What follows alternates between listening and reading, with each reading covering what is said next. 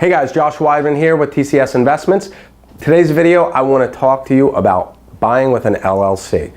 So there is a lot of conversation about how to set up your LLC, what kind of entity you should put together, should you buy it in your own personal name, should you buy it as an entity, a lot of questions. And there are a lot of implications across the board. So I'm making this video to kind of clear things up. First and foremost, I am not an attorney. I am not an accountant. Therefore, seek the advice of professionals before you make your final decision. Here are some factors to keep in mind. First and foremost, anytime you're buying with an LLC or a S Corp or C Corp or whatever, there are going to be some added expenses that you're going to encounter with a buy and hold investment. First and foremost, you are going to be financing this type of investment with a commercial loan. Now, there's nothing wrong with that. The only difference is that it's going to be amortized instead of over a 30-year period, it's going to be amortized over a 20 or 25-year period, which means the payments are going to typically be higher. The other thing that you're going to be looking at is a little bit higher interest rate. At this point, it's not a huge deal. It's not a huge difference. But the biggest factor here is the interest rate over time. See, typically a commercial loan is going to be refinanced or is going to have a balloon period or reset period, sometimes at 5 years, 10 years, 15 years. Right now, with our historic lows in the mortgage industry, you really want to keep that mortgage rate as low as you possibly can. So if you have no rental properties, you have one or two, I always recommend to our clients, if this is your first or second rental property, you want to lock in those low rates for as long as humanly possible and spread out the payments for the next 30 years. So if you buy in your personal residence, or I'm sorry, your personal name, oftentimes you can do that, lock it in at a low rate, keep the interest rate low, and keep that interest rate fixed for the next 30 years as opposed to it resetting in 5, 10, or 15 years down the line when it's likely to be a higher interest rate, okay? Second thing to think about is liability. And there's a lot of conversation about what happens if we have a slip and fall or somebody gets hurt, or maybe there's lead contamination at the property that my tenant's kid eats the lead chips and all of a sudden I'm on the hook.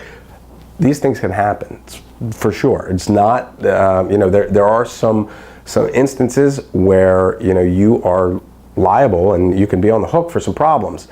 With that said, my management company, before we sold it to TCS, we had 630 units, and we got slip and fall lawsuits. We were served with slip and fall lawsuits probably once a week. I think the largest settlement we ever had was less than $100,000 over a 5-year period. And during that time, we had a lot of people that were really concerned about, am I going to be liable for this? What happens? What doesn't happen? You can do a couple things to buffer yourself against this. First thing is get a good insurance policy. Get something that covers you if the tenant gets injured, if something goes wrong with the property. The other thing is get an umbrella policy. Get something that covers you in a what-if scenario, in a worst-case scenario, if you are on the hook for $1 million because somebody dies and falling down the stairs on one of your properties. So those two insurance policies can cover you significantly. So again, I'm erring on the side of buying a personal name until you have a certain number of entities, and then a certain number of properties, and then you're going to have to buy as an LLC. Another argument that people make for an LLC is that, hey, I'm not going to have to personally guarantee this loan if it's in the name of an LLC. Well, that's not true. Especially if you're just getting started, you're going to be buying this in the name of the LLC, but you are going to have to personally guarantee the loan, which means that if you default, it comes against you personally, as opposed to the corporation that may have one or two properties or whatever. So at the end of the day, you're not really protecting yourself from any financial repercussions there. Again, this is going to change as your portfolio grows, as you have different relationships with banks. That's part of the negotiation of negotiating non-recourse loans and things like that. But again, if you're just getting started, you're trying to determine whether to buy in an LLC or your personal name, my recommendation is start by buying in your personal name, go through a couple properties, figure out where you want to go, and take it from there. And the last part of that argument is the cost.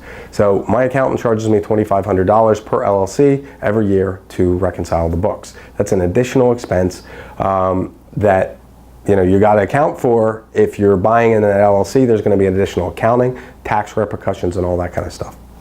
So that's all I have for today. If you're thinking about buying an LLC versus your personal name, take these things into account when you're making those considerations. So that's it for today. Thanks for joining me. Until I see you again next time, I'm going to wish you the best of luck in your real estate investing. Take care.